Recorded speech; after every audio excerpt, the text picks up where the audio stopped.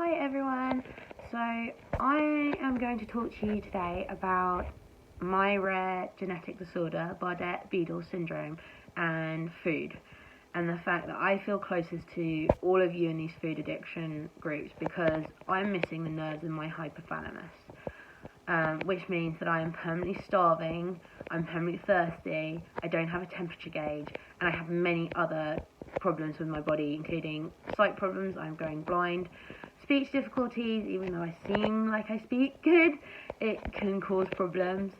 So we're gonna. 7 years ago, I was 23.9 stone or 331 pounds. I am today 17 stone 6 or 244 pounds. I've lost 6 stone and 3 pounds. For me, with BBS, we're supposed to gain weight all our lives and die young and fat, which I stopped 7 years ago. I started this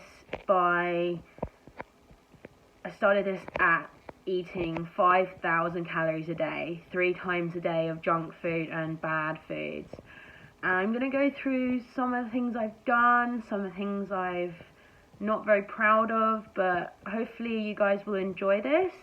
And if you're interested in it, leave some comments. Please be nice. I'm very nervous about it. Or if you want different things or you think how you could help me. So I would have junk food 3 times a day, and I then started to change that junk food so I would try and get healthier options, not such bad things, not such bad food, and started having healthier food in the house, tried to eat some of that stuff.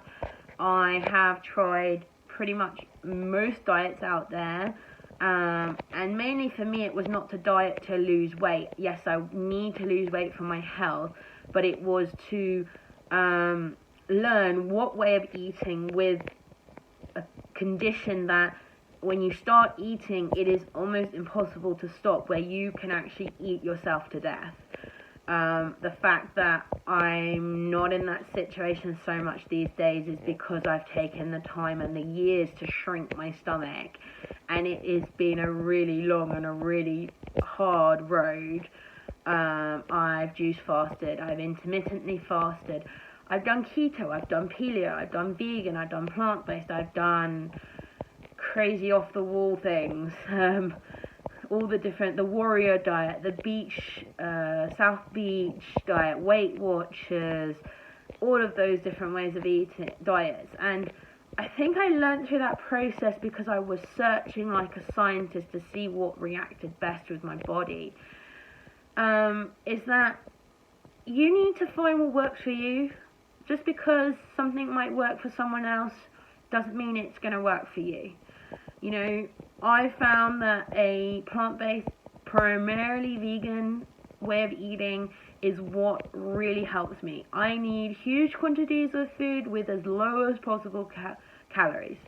And I got there. Okay, I still, fight with it. I still want meat. I still love cheese, but you have to just fight every day. I have pretty much failed every single day of my life with my food, but by the fact that I wake up the next morning and I'm not guilty about food, I'm not an emotional eater, and that was a really difficult one for me, was that I had a lot of people in the beginning saying, oh, you're an emotional eater, you have binge eating disorder, and to actually get people to understand that, no, I don't, but I have all the symptoms of it, it's really hard, and you have to learn what works for you. So I know that, in the beginning, if you threw something in a container in the bin, I would go through the bin and take it out and eat it. And I'm not proud of that. Obviously, it had to be in a sealed container. You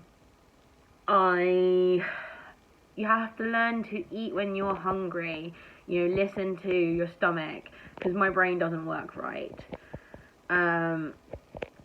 And just work at it every day. I failed every day. I'd wake up every morning. I learned things that help me succeed. So I have to weigh myself every day, and I can't be upset by that number.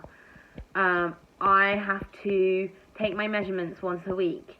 I have to look at my weight loss through the clothes sizes that I wear and things like that, because up until only a couple of months ago, I couldn't actually really see my weight loss. So, you know, there's lots of things there. And this, I think, is long enough for my first video. And please leave comments, and the next video will come shortly.